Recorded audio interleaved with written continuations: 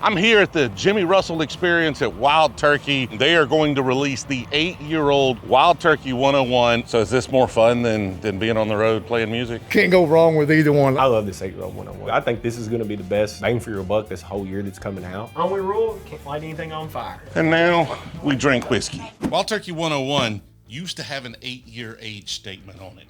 Now, for whatever reason, they decided to drop that age statement, put a little bit younger whiskey in the bottle, but the 8-year, along with the 12, kept getting distributed to international markets. So you could get one of these overseas, but not in the United States. And of course, last year, Wild Turkey came out with the 70th anniversary Jimmy Russell tribute bottle to commemorate his 70th year distilling at Wild Turkey. And obviously, this was an LTO to commemorate that event and was never designed to be a regular release. And so this year, they've decided to actually drop the 8-year in the US market and make it a regular shelf staple. Something that's not really designed to be allocated, although there may be some hiccups in getting one early, but long term, you should be able to grab this bottle just about any time you want one. I was invited up to Wild Turkey to speak with Bruce Russell about this 8-year release. What I found was this interesting struggle of history and legacy and trying to make your own mark when your family's already been so successful. And in this video, I think you're gonna find that as well. So first, we're gonna start with a little brief overview of the history of Wild Turkey from one of my favorite tour guides on the entire Kentucky Bourbon Trail and one of the most fun people I've met since we've been out doing these videos. And you might, just might, recognize him. Our tour guide today, some of you might know, I mean, you played in a little garage band or something, right? Once upon a time, yeah. Bo Garrett used to be in a band called Montgomery Gentry. He was a lead guitarist for about 30 years, something like that. So is this more fun than being on the road playing music? Can't go wrong with either one. Let's go with yes, since I'm talking to you about bourbon right now. So why is Kentucky the king of bourbon? Everybody wanted to be close to the Kentucky River, not just for the water source itself, but for the transportation involved with that, right? Because the Kentucky River runs north, hits the Ohio, takes off south, hits the Mississippi, and keeps all the way going into the Gulf. At that point in time, the biggest whiskey buyer in this whole country was New Orleans. And the biggest place they could sell their barrels to import was also in New Orleans. So they could get all the way to market here. We'll talk about soil, we'll talk about the seasons to age the bourbon, and we'll also talking about the limestone water. But what gets left out a lot in conversation is the fact that Kentucky has more navigable waterways than any other state in the continental United States. It's hard to sell if you can't get it places. Exactly right. You got the history too, right? I mean, You bourbon have the takes history forever of to get right. The history behind the bourbon has become almost as important as the product you're putting out, because people are so interested in how far back that goes and what's the story behind this liquid I'm drinking. It started in the 1850s with an old place called Old Moor. It sat right on the riverbank. When Jimmy got here, Jimmy Russell showed up, it was in 1954. We were Anderson County Distilling Company. And then in 1955, the old distillery turned into JTS Brown. Wild Turkey is a product trademarked in 1942 by the Austin Nichols Company. But this becoming Wild Turkey Distillery happened in 1971, right? Now, here's one of the cool things I put together. I suck at math, but I was able to put this one together. One of the coolest things for me with Jimmy Russell and Wild Turkey, in 71, when this became Wild Turkey Distilling Company, he was already in charge. He was the master distiller here in 67, when it was still JTS. So what that means for him when you put all that together, since the name was trademarked in 1942, Jimmy's the only distiller in the history of Wild Turkey can tell you he's the only guy making it in one spot. That's a pretty cool legacy to have for yourself and your family when you can do that with a brand as big as Wild Turkey. He said he was making two things back at that point. He said we were making Anderson Club, and he would always laugh. Jimmy tells the story better than I could ever tell it, but he said people would tell him they wanted the Anderson Club because it was so much better than JTS Brown. He said it was the same thing in a different bottle. The lesson there, though, is that the branding matters, right? And the relationship to the brand matters. He said his goal was always to make 101. We'll use that as the Wild Turkey in general, but he said 101 should taste the same yesterday, today, and tomorrow. He said because when he started out back in 54, that if you couldn't keep your product consistent, you weren't considered to be a good master distiller. So that was his main goal. You've known Jimmy for a long time. Yeah, quite a while. There's only one. That's one thing I can tell you. Man, he loves to have a good time. Fun dude to be around. Couldn't ask for a better friend. All of them, Jimmy, Eddie, or Bruce, they're good friends of mine. I think last time we were here, you were talking about some of the different legends in the industry, how they used to get together, share bottles, like, camaraderie between the different brands. Yeah, they weren't competing. They were best friends. Jimmy told me that once upon a time, him, Plummer T. Lee, and Booker No, once a month, They'd get together for a dinner. He said that everybody had to bring a bottle from their distillery, but you couldn't drink from your bottle. You had to drink from the other two guys' bottles. The funniest part of that story is him telling me that, Elmer didn't like high-proof bourbon, and Elmer didn't drink bourbon neat. Elmer would come from over there in Buffalo with 90-proof bourbon, ginger ale. Well, his two best friends, which would be Jimmy and Booker No, would show up with absolute jet fuel because they knew he had to drink from their bottles. Jimmy's original goal was not to be a bourbon master distiller. He wanted to play baseball, pro baseball. Excellent baseball player. He played some semi-pro ball before he got here. What happened and what was really cool is he married his high school sweetheart. 71 years later, they're still married. They've been together as a couple for 74 years. She was here first. She helped him get his job. Jimmy will tell you it's time to give up his baseball dream, settle down, get a job, and take care of his family. Joe Reddick cuts right to the point.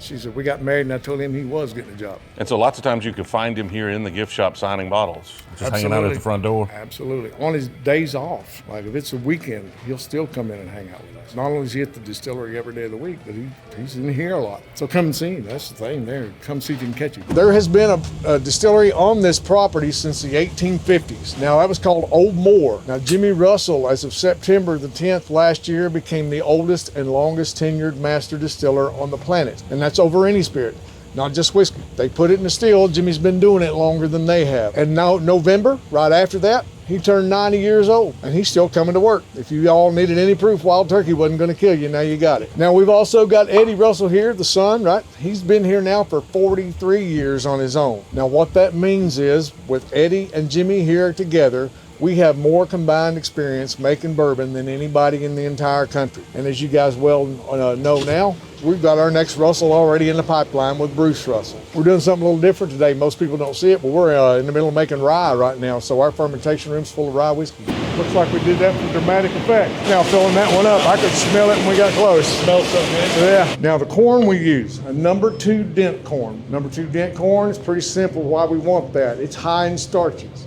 You want that starch so we can convert it to sugars. That's why we're after that particular type of corn. Now the rye is going to come from a little farther away, over in Poland. 2 reasons, quality and quantity.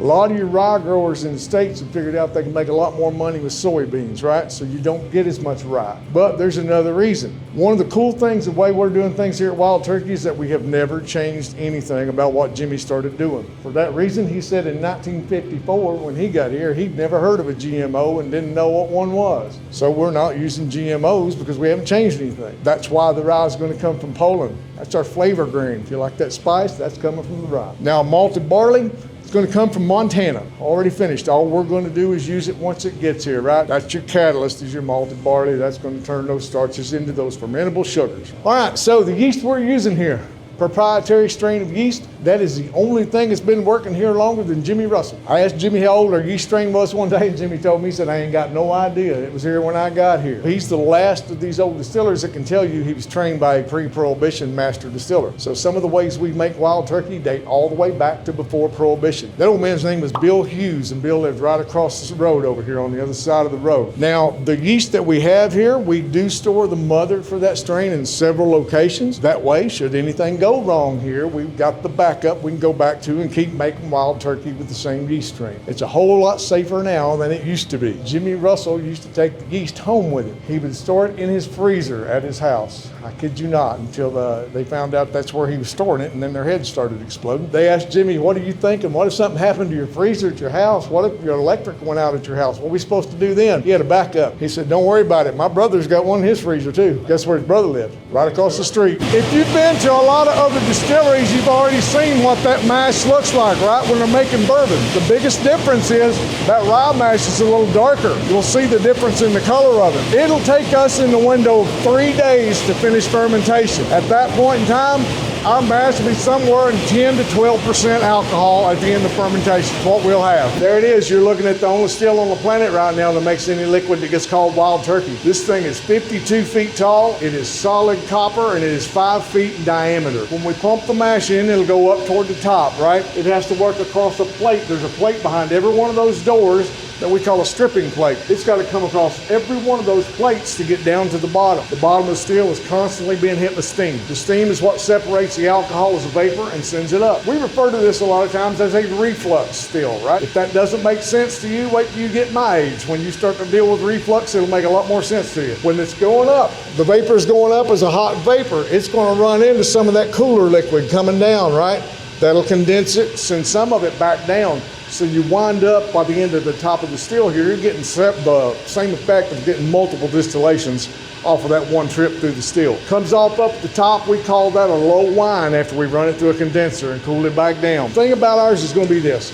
We can go as high as 160 coming off the still and still call ourselves a bourbon. We're going to come off at 130, and that's for flavor. It's the main reason we're doing that. So this distillery is now automated, meaning those guys in there are running the whole thing from behind that desk. I always said the best thing we can see is for them to be taking a nap or playing on Facebook, because that means everything's going really good out here. When this was being built, I told you how much Jimmy loves consistency. When they were building this new distillery and going automated with it, Jimmy actually referred to it as the devil's workshop in there because he didn't know how consistent the White Dog would be. Once he found out how consistent the White Dog was, he loves it that we're automated at this point in time. All right, so when I was talking about Old Moore back in the 1850s, right, it would have been right down this little valley right here over top of the Kentucky River. I've seen photos. It wasn't much bigger than the house I live in at this point in time because the demand wasn't here. When Jimmy got here in 54, Anderson County Distilling Company would have been right in front of you right here. You'd have seen the big grain bins, the fermentation room stretching out that way, your big still house going up in the air. All that was right here. That shed with that little concrete slab right there, that is the last piece of what was here when Jimmy showed up. That was the old cistern room where they used to fill up barrels when he first showed up here. And now that's when they were getting 56 to 60 barrels a day. Before you go in, this thing was built back in 1894. In 1894, the average man was only about 5'8". They built it for him, so be aware of that when you're in here and watch your head. When it comes to aging wild turkey, Eddie Russell was the man behind the idea to stop rotating barrels here at Wild Turkey. The reason he did that was this. If he's going to do his own thing, how in the world is he supposed to make anything different than Jimmy if he can't change anything, right? He couldn't change the yeast, the recipe,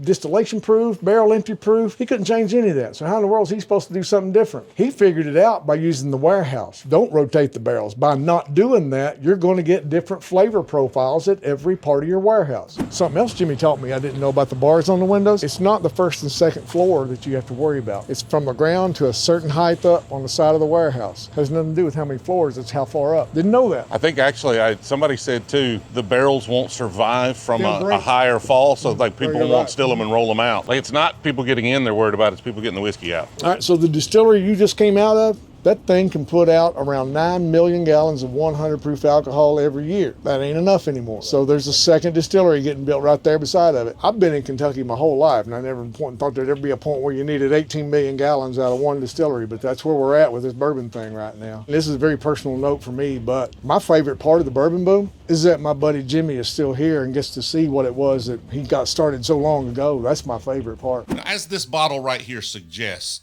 Jimmy Russell is Wild Turkey. Like his drive for consistency is what made this brand what it is today.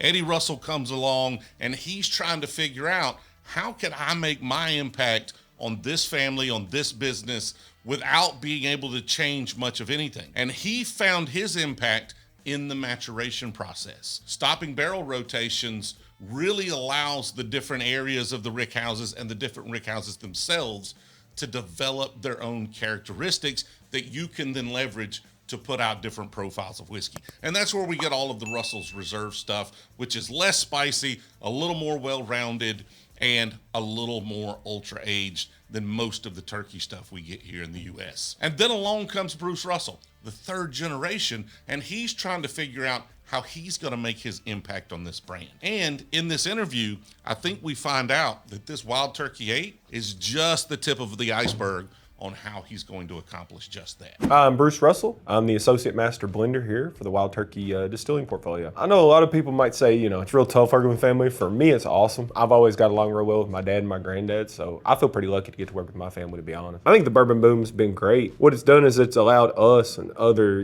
historic distilleries to put out products that we normally wouldn't be able to. So it's allowed us to be a little bit more experimental and put stuff out that we're interested in, that our fans are interested in. And I think the thing that really sets us apart, we haven't changed. changed. So it's like we're different because we're not different from we've ever been. And I think a lot of that comes from kind of the lineage of distillers. So we started in the 1860s. It's 2025. We're only on our 4th master distiller. I think the fact that one of the guys that's still around working learned from a guy who made whiskey before Prohibition in the early 1900s separates us because we're still doing things kind of the slow, low, old-fashioned way. It's an advantage because we're not impacted as much by trends. Having history, at least long enough to have barrels aged, that's a huge advantage. We have almost 900,000 barrels we can choose from on site. So we have the ability to be agile if we need to be because we've got so much liquid. At the same time, because we're doing things, our way, throughout the years when there's been big downturns, we've been better off than a lot of other people. And when the boom's happening, we can capitalize on that. When things,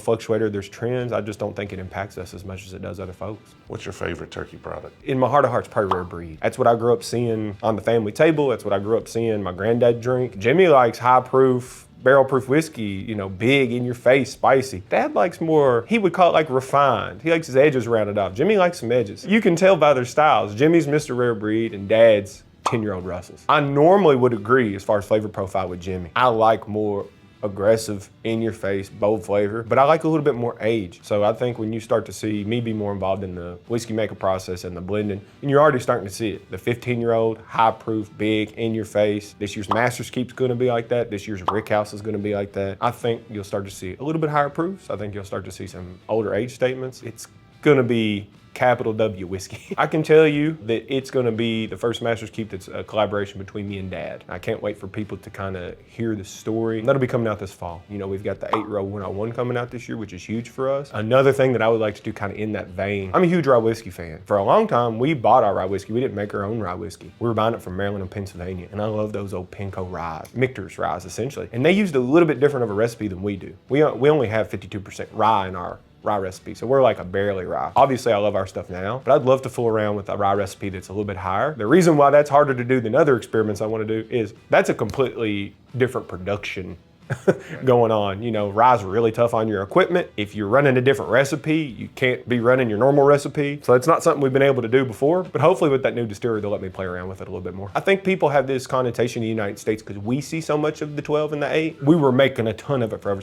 It's actually really small. And when people see all these like 12-year-olds out there, specifically the 12, it's because they don't buy them over there like we do. They're not as obsessed with bourbon. They had their obsession with bourbon in the 80s and 90s when this stuff came out. And so a lot of that 12-year-old that's sitting there is not 12-year-old that we made last year, and it's been 12-year-old that's been building up for the past decade, really. And then the 8-year-old, they just always had the age statement there. I think a lot of it was history. I think a lot of it was when they kept us afloat in the 80s and 90s, we sent special stuff to them because that's who was buying our whiskey, and we just kind of kept it going. I don't think it came to the United States for a few reasons. One, when it was sold over there, people weren't ready to buy higher end age-stated products at that time. We wouldn't have been able to sell a 12-year-old regularly. I know because we did LTO 12s and nobody bought them. People are buying them now. And at this point, if we were to do the 12 at the type of size that people would want in the US, because that's the issue, it probably would cut into things like the 12-year-old that goes into Rare Breed, like Russell's 13. And we don't want to do that yet. The 8-year-old though, I'm glad they decided to do it. When you talk about the history, when you talk about the legacy, 8101 is what it started as. I grew up seeing a lot of 8101, and so I'm just really happy that they're bringing it back, especially at could have been easy for the company to stick a $100 price point on something like that and to have it at $45. They really understood what Jimmy's about and what that 8-year-old 101 really is. The 8-year-old's not a limited release. We're gonna keep it around. It's gonna be pretty small to start off with. It's not gonna replace 101. There's still gonna be normal 101 shelves. It's not gonna be this crazy, it's everywhere all the time the first year. We're looking at a small launch, about the same, size as a normal bigger LTO, but it is gonna be an annual product. And it's not gonna be the type of thing like the 13 or like the 15 was, where it's a very small allocation, you put it out once and that's it. It's gonna be available throughout the year. It's gonna be available in all the major markets. It's just not gonna be huge to start off with. The 101 to me is probably the best bottle of whiskey you can buy in Alabama for like $25-ish. And this 8-year probably going to be the best bottle you can get for $45-ish most of the time. 101 to me is pretty classic turkey. All your normal bourbon notes, your vanillas, your caramels, your oak. To me, turkey always has this clove or this kind of spice on the mid palate. People, you will say, this distillery tastes like peanut, or this distillery tastes like banana bread, this distillery tastes like Fruity Pebbles or whatever. I think our note like that is clove. So you're gonna get clove on the mid palate. 101 and 8-year-old 101, they're Jimmy whiskeys. To me, there's like Jimmy and Eddie whiskeys, granddad and dad whiskeys. It's a Jimmy whiskey, so it's gonna be prickly. It's gonna have a little bit of heat. It's gonna have a long, lingering finish. But 101 is a large batch blend for us, about 1,500 barrels blended together. 6 and older whiskey. So traditionally, it's been a blend of 6 to 8. Vanilla, caramel, clove. Sometimes I think when we're working our best whiskey in there, you'll get a fruit note, like a cherry. I think the difference between this and 8-year-old sometimes is that fruit and oak change those kind of more fresh fruits into medicinal cherry or dried fruit, stuff like that. And man, that's hard to beat. The flavor, mouthfeel, the spice, the oak, it's just, it's a great whiskey. I think clove is a very good note on that. Very strong on the mid palate. I grew up hearing spice, spice, spice, spice, because that's the way Jimmy talked. He didn't want to talk tasting notes. And what I mean by that, like, he only eats like a steak and baked potato or a cheeseburger. Like, he doesn't have this crazy palate where he's eating all these foods and writing down tasting notes, but he knows what good whiskey tastes like. But yeah, when we started working, we had a guy, he still works for us. He's the head of product development for the whole globe now for our company. But he was the first one that started to talk tasting notes and actual things. And we always talked about, you know, that kick and chicken or that mid-palate spice. He was like, it's clove. It just tastes just like clove. Ever since he said that, that always sticks in my head, especially on those Jimmy products. So explain the difference in a Russell's and a turkey. Turkey is a legacy. It's something that we're trying to continue. And then Jimmy was just picking up something that he learned from a pre-prohibition distiller and continued on. Russell's is, in our opinion, is our chance to give people the opportunity to drink the whiskey that we're into. The main difference is going to be flavor profile and barrel selection. And so for turkey, we're usually looking for whiskey from all floors because we want turkey to have a little bit of that heat from that top floor, have a little bit of that prickly spice, have that clove, it needs that, and have those Jimmy notes. To me, turkey is sweet. It's got an earthiness. I think a lot of times like that aged turkey is like a sweet tobacco to me, and it's got to have, you know, that clove, beat you over the head with that spice. Russell's, it's a thing that Dad created, so most of that stuff is Dad's flavor profile. Unlike Jimmy at the distillery, he started in the warehouse, so he is obsessed with barrels. And so when you look at his products, a lot of them are older, they're age stated. Jimmy only likes 6 to 12-year-old whiskey. Dad only likes it when it's starting to get to 10. Dad doesn't like big, in-your-face, punchy whiskey. And so to me, the difference is really down to where those barrels are coming from and how they're blending them. The Russell's has allowed us, I think, to put some of the best whiskey we have on site out, and it doesn't have to taste like traditional turkey. And if you get into whiskey, I think the most interesting part is you can taste barrels that sit side by side from any distillery. Same recipe, they don't taste anything alike. That's the way we do it. You could do the flip side though. You could have 10 different recipes, age on one floor instead of 7 or 8 like we do, and get it that way. And I think people are always surprised when they taste something like Rare Breed, and then they taste Russell's 10, and they don't taste like they're from the same distillery. And they're like, what do you mean this is the same recipe? What do you mean these came from the same rick house? They could be from the same level. And to me, that's the fun part of all this. Distilling and the stuff that Jimmy loves, that's hard science. It's following a recipe. That's not as interesting to me as walking in that warehouse and being shocked that we run into something that, like, you know, we've got a 52% rye. We ran into some rye a couple weeks ago. They taste just like a 95 rye. Mint and dill and grass. It's that type of stuff that makes this job fun. So you prefer the art of it? Absolutely. The science of it is important, because if you don't have the science down, the art's not going to happen inside of that barrel the way you want. The science is taken care of for most of us because we've had people like Jimmy or Booker or Elmer or Parker, whoever, that laid down the groundwork that all our automated systems run off of now. It's one of those things, if we're doing a lot of work at the distillery, it's not a good day. It should be running itself. And so we get to spend a lot of time today as makers being in the lab, figuring out what's going to taste good, or honestly, it really helps us to travel and talk to our consumers or talk to our partners. A lot of our products we've come out with over the years have come because people have yelled at us. We want this, and we don't have to be as focused on the distillery, so we can get in the lab and do it. Let's try this 8-year and see how that stacks up. If 101 is spicy, prickly, and bold, you're gonna pick up, I think, more of a kind of rich, almost dessert stuff going on. This is prime, Jimmy, because you're still gonna get that clove. It's still gonna be a lot more in your face than like a typical Russell's product, but you're gonna start to get some of his favorite notes. Jimmy loves anything more than bourbon than my grandmother. It's dessert. He loves a piece of chocolate cake or some cookies. And to me, that 8-year-old, and I think this is why he really likes, you know, his old school 8-year-old 101s, it starts to pick up a little bit of that dessert note, a lot more sweetness in that 101. I think you start to pick up a lot more fruit on this. Oh yeah. Those vanillas have started to turn into caramels and toffees. It's got a little bit more oak on the back end. What Jimmy's always called chewy. Normal 101, the original, it finishes nice. It doesn't last that long. This one's still mouth-watering. I want to, because it just lingers, it's tasty, and it's not aggressively warm on the back end either. I love this 8-year-old 101. I'm like you, I think this is gonna be the best bang for your buck this whole year that's coming out, especially at its price point. And I'm gonna stock up on cases the first time I see any kind of cases deal somewhere. I did the same thing for the 70th. I ended up at a store in California at a store opening, and they had a case deal, and I ended up buying me 2 cases of the 70th because I love that product. So you have to buy it in California? I have to buy it everywhere. They take care of us with a few bottles, you know, but I don't even know if I'd feel right, you know, taking some free cases because I want everybody to try this stuff. I would feel right. Yeah, that's right. That's what everybody says. I wouldn't mind too much. All right, first try. You're right, though. It gets a lot sweeter. It does. Oh, that's nice.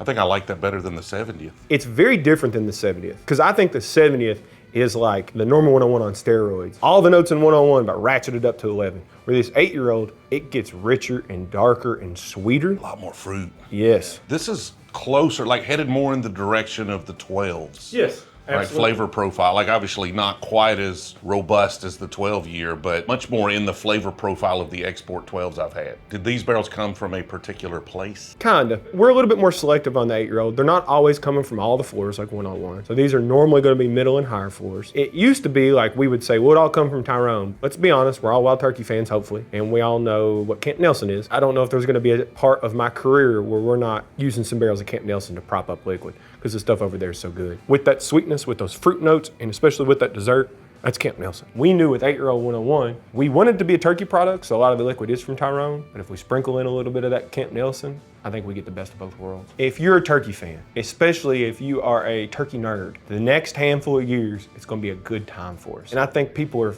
finally starting to realize how cool these old products are, how cool Wild Turkey is, and what it really stands for, which is awesome liquid, great bang for your buck. The marketing stories on all of our best products have just been that the whiskey's good, right? When you look at stuff like Jimmy's 70th last year, the 13, the 15, some stuff we've got coming out this year and in the future, it's going to be age-dated, high-proof, absolutely beautiful whiskey. If you are into 8-year-old 101, stay tuned. This is just the beginning. And now we drink whiskey. But before we get into this, I just want to say thank you all for coming. First time we've ever done what we did today, which is we brought in all people that are really in the industry, right? Real whiskey nerds. It's what you all do for a living, is talk about this type of stuff, and you understand what's going on. All of you all, for the most part, seem like you're in this because you really love this stuff, and that makes it really awesome for us to talk to people like you all. We have you all here because you all give a shit about this the same way we do.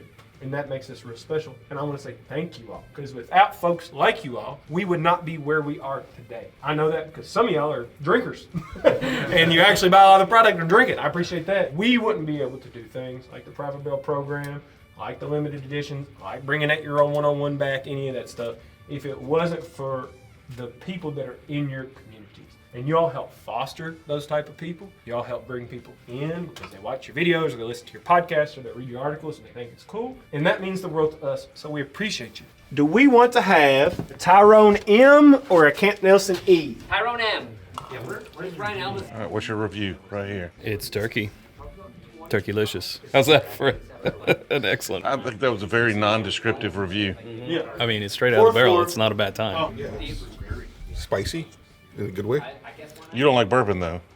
I like good bourbon. I like higher proof bourbon. Okay. The first solo stuff that I've ever done, it'll be around soon next year. I don't want to get into anything about it, but I will tell you, when you all see what it is, you all will laugh. Y'all will be like, damn, he's a tater. It's a project that my dad or grandfather would never do because they're not a nerd. And they've made fun of me about the project I'm working on because it's one of those things that I think our average consumer that gets hyped up for stuff like Master's Keeps, they're going to be really excited. But I think for the nerds out there, they'll be like, this one's for me, really. What do you think his first release is going to be?